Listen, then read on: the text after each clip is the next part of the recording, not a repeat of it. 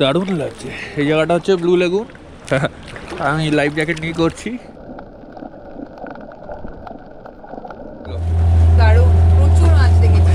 এটা তো এইটুকু একটা ছোট্ট এলিফিশও দেখলাম। উবুদের ঘোরা আমাদের শেষ। আজ সকালে আমরা বেরিয়ে পড়েছি ব্লু লাগুনের উদ্দেশ্যে। ওখানে আমাদের স্নর্কলিং করার কথা আছে। ওখান থেকে স্নর্কলিং করে তারপরে আমরা যাব নুসা পেনিডা। আজকে হোটেলে চেক ইন করবো। খুব বেশি ঘোরাঘুরির প্ল্যান নেই। হ্যাঁ, নুসা দুয়া। আর সকাল থেকেই বৃষ্টি হচ্ছে। এটা হচ্ছে উবুদ রয়্যাল প্যালেস। আমাদের এটা দেখা হয়নি এবার। যদি আবার ভবিষ্যতে আসি তো দেখার চেষ্টা করব।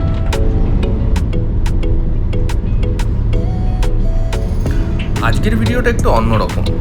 বালিতে আমাদের স্নর্কলিং করার ভিডিও। সকাল সকাল বৃষ্টির মধ্যেই মনে অনিশ্চয়তা নিয়ে বেরিয়ে পড়েছিলাম ব্লু লেগুনে স্নর্কলিং করার উদ্দেশ্যে। তো আমরা উবুদ থেকে মোটামুটি বেরিয়ে এসেছি। আর বৃষ্টিও এখন আর হচ্ছে না, কিন্তু আকাশ মেঘলা। দেখা যাক ব্লু লেগুনে কী অবস্থা হয়। ওখানে যদি বৃষ্টি না হয় তাহলে খুবই ভালো, স্নর্কলিং করতে পারবো। কিন্তু যদি বৃষ্টি হয় তাহলে মোস্ট প্রবাবলি করতে পারবো না, কারণ অত ভালো তো সাঁতার কাটতে পারি না। তো সমুদ্রের কী অবস্থা, বৃষ্টির সময় একটু বেশি টালমাটাল অবস্থা থাকে, তো সাঁতার কাটা চাপ হয়ে যেতে পারে। তো সেসব ভেবে চিন্তেই করতে হবে। দেখা যাক। স্নর্কলিং শব্দটার সাথে অনেকেই পরিচিত, কিন্তু যারা পরিচিত নও তাদের জন্য বলে দিই, এটা হলো সমুদ্রের জলের উপর ভেসে বা সাঁতার কেটে স্নর্কলিং গগলসের সাহায্যে জলের নিচের দুনিয়াটাকে দেখা। নানা রং বেরঙের মাছ, কোরালস, এইসব আর কি। সকাল থেকে বৃষ্টি হলেও ব্লু লেগুন পৌঁছানোর আগে বৃষ্টি একেবারেই থেমে গেছিল। যদিও দেখতেই পাচ্ছ আকাশ মেঘলা ছিল, কিন্তু তাতে আমাদের সেরকম কোনো অসুবিধা হয়নি। এরপরে আমরা করলাম স্নর্কলিং। আর তার যে এক্সপিরিয়েন্স, সে তো কথায় বলে বোঝানো যাবে না। তোমরা তো ভিডিওটা দেখছো, একটু পরেই দেখতে পাবে আমরা কি অনুভব করেছিলাম।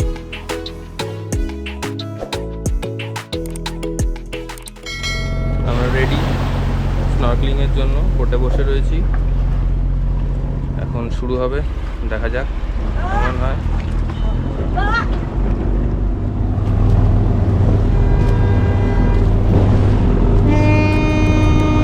বালিতে অনেক জায়গাতেই স্নর্কলিং হয়, তবে আমি রেকমেন্ড করবো আয়দার নুসা পেনিডা নয়তো ব্লু লেগুনে স্নর্কলিং করতে, কারণ এছাড়া বাকি জায়গাগুলো বড্ড বেশি কমার্শিয়ালাইজ। আমরা নুসা পেনিডাতে বৃষ্টির কারণে স্নর্কলিং করতে পারিনি। আর ওইখানেই স্নর্কলিং করার স্পেশাল ব্যাপারটা হলো ওখানে মান্টারে দেখতে পাওয়া যায়। কিন্তু কি আর করবো, দুর্ভাগ্যবশত এবার তো দেখতে পেলাম না। যদি আবার ভবিষ্যতে কখনো যাই তখন ট্রাই করব, যদি দেখতে পাই।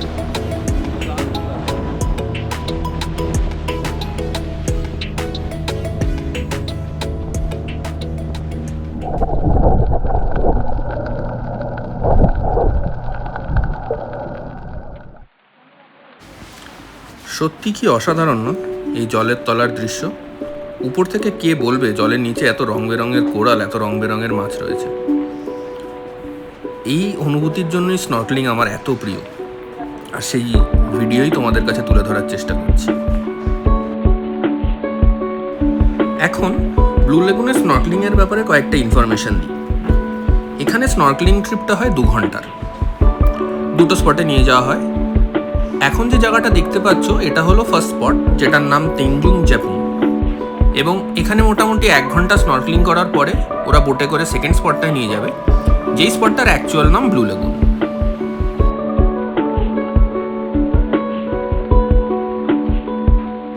তুমি যদি শেয়ার্ড বোটে যেতে চাও, সেখানে ওরা 4 থেকে 5 জনকে একসাথে নিয়ে যায়, এবং সেখানে মাথা পিছু 2 লাখ থেকে 2.5 লাখ রুপিয়া অবধি ভ্যারি করে। সেটা তুমি ওদের সাথে কথা বলে নিতে পারো।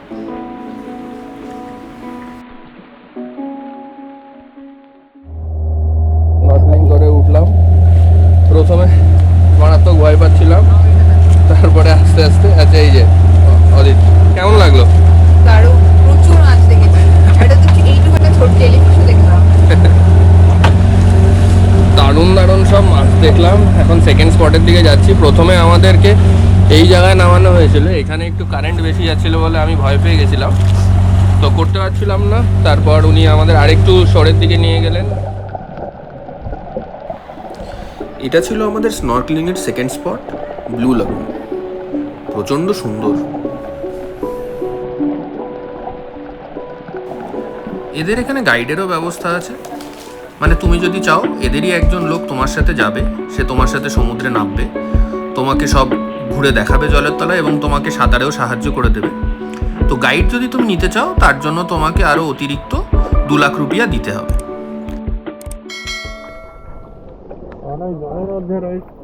জলের মধ্যে রয়েছি, প্রচুর দেখলাম, দারুণ লাগছে।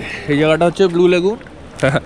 আমি লাইফ জ্যাকেট নিয়ে করছি, ইজি, সাঁতার না জানলেও করতে পারবে, কোনো সমস্যা নেই।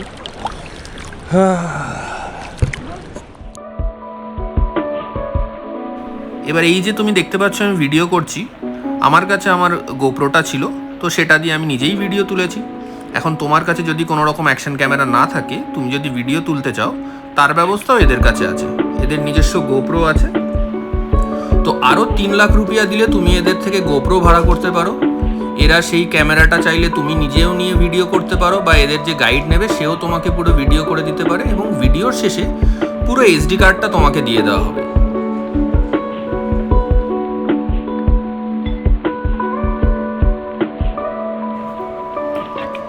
এখানে বিচের ধারে শাড়ি দিয়ে রেস্টুরেন্ট রয়েছে, এবং তুমি যে ভেন্ডারের সাথে স্নর্কলিং করবে তাদের এই রেস্টুরেন্টগুলোর সাথে টাই আপ থাকে, যাতে কিনা তুমি এই রেস্টুরেন্টগুলোর ওয়াশরুম আর ড্রেস চেঞ্জিং রুমগুলো ইউজ করতে পারো। এবং তার বদলে তোমার স্নর্কলিং হয়ে গেলে ওদের থেকে কিছু একটা তোমাকে কিনতে হবে, সেটা একটা চিপসের প্যাকেটও হতে পারে, একটা কোল্ড ড্রিঙ্কসের বোতলও হতে পারে, আবার চাইলে তুমি ওখানে বসে লাঞ্চও করতে পারো। স্নর্কলিং করার পরে আমরা এতটাই টায়ার্ড হয়ে গেছিলাম যে আমরা যে রেস্টুরেন্টে চেঞ্জ করেছিলাম সেখানে বসে আমরা লাঞ্চটা করেছিলাম। এই ব্লু লেগুনে কিন্তু স্কুবা ডাইভিংও হয়, এবং স্কুবা ডাইভিং করলে যে জিনিসটা অতিরিক্ত পাও না সেটা হচ্ছে তুমি শিওর টার্টলস দেখতে পাবে জলের তলায়, যেটা কিন্তু এখানে আমরা দেখতে পাইনি।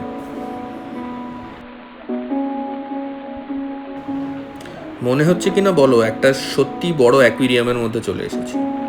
এই অনুভূতিটা আমি কিছুতেই কথায় বোঝাতে পারবো না, তাই তোমাদেরও বারবার বলছি গেলে কিন্তু স্নর্কলিংটা করতেই হবে। আর এই ভিডিও তোমাদের কেমন লাগলো এই মাছের দেশ দেখে সেটা কিন্তু অবশ্যই কমেন্টে জানিও।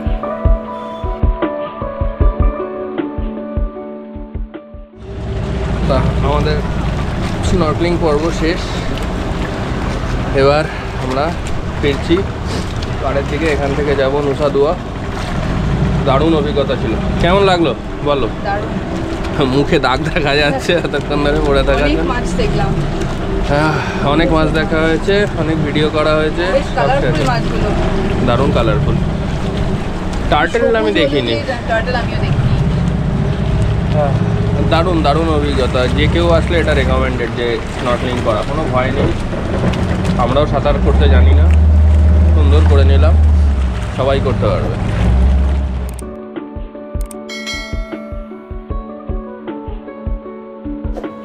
ভিডিওটা কেমন লাগলো আমাদের অবশ্যই জানিও। ভালো লেগে থাকলে চ্যানেলকে লাইক, শেয়ার অ্যান্ড সাবস্ক্রাইব করো। তোমাদের সাথে দেখা হচ্ছে আবার পরের ভিডিওতে এই চ্যানেলেই।